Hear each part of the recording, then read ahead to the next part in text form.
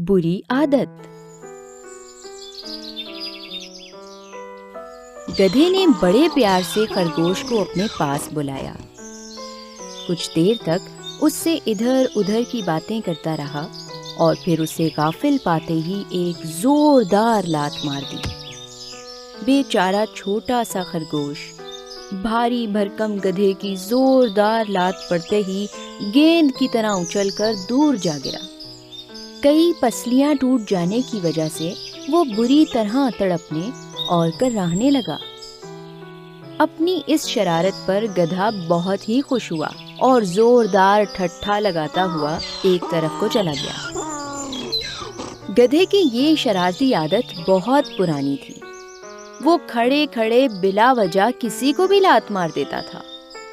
जंगल के सभी छोटे बड़े जानवर उसकी इस शरारत से अक्सर परेशान रहते थे। कुछ बुजुर्गों और जहां दीदा गधों ने कई बार समझाया भी, लेकिन वो अपनी हरकतों से बाज नहीं आया। जब भी कोई उसे समझाता वो ये कहकर टाल जाता, क्या करूं, ये मेरी आदत बन गई है ना, अपनी इस आदत के हाथों मजबूर हूं मैं। इस तरह की बातों से वो नसीहत करने वालों को बेवकूफ बनाकर दिल ही दिल में खुश होता। लेकिन बुजुर्ग आखिर बुजुर्ग ठहरे।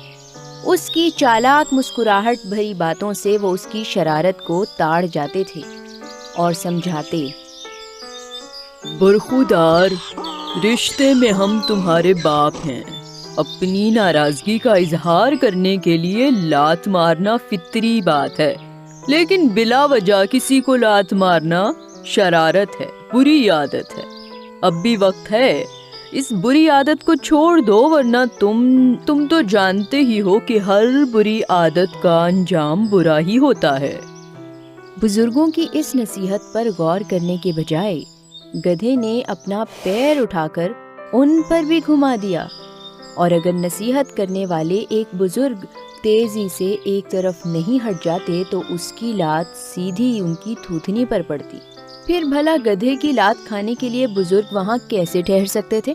पहले दो लत्ती से ही सब के सब ढींचू ढींचू करते हुए 9-2-11 हो गए।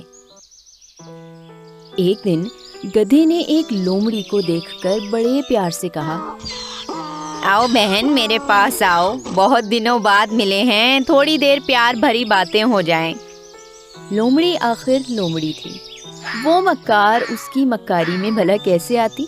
वो उसकी झांसा देकर लात मारने की आदत से बखूबी वाकिफ थी। गधे की बात सुनते ही वो उसे देखते हुए बड़े प्यार से मुस्कुराई और दिल में सोचा, कमबख्त, मुझे क्या सिखाता है? मैं तो खुद तुझे आज ऐसा सबक सिखाऊंगी ना कि जिंदगी भर के लिए अपनी लात मारने की आदत भूल जाएगा। तेरी इस बुरी आदत से दूसरे कमजोर जानवरों को हमेशा के लिए छुटकारा मिल जाएगा।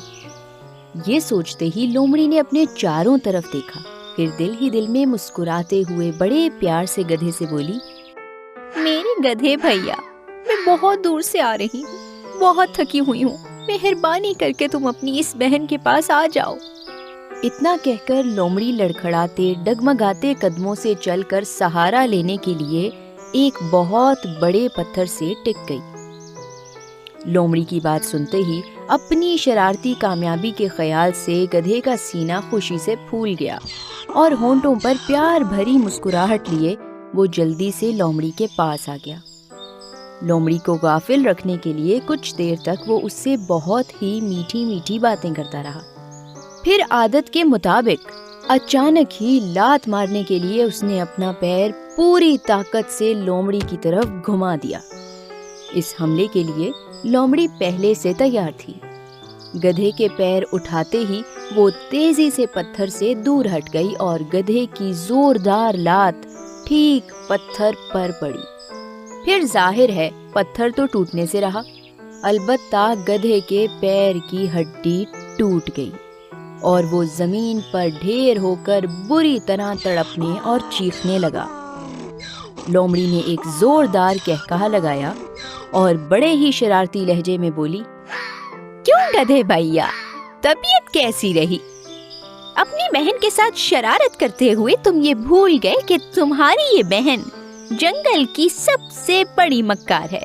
आइंदा किसी के साथ ऐसी शरारत मत करना, वरना अभी तो एक टांग टूटी है, फिर बाकी तीनों से भी महरूम हो जाओगे।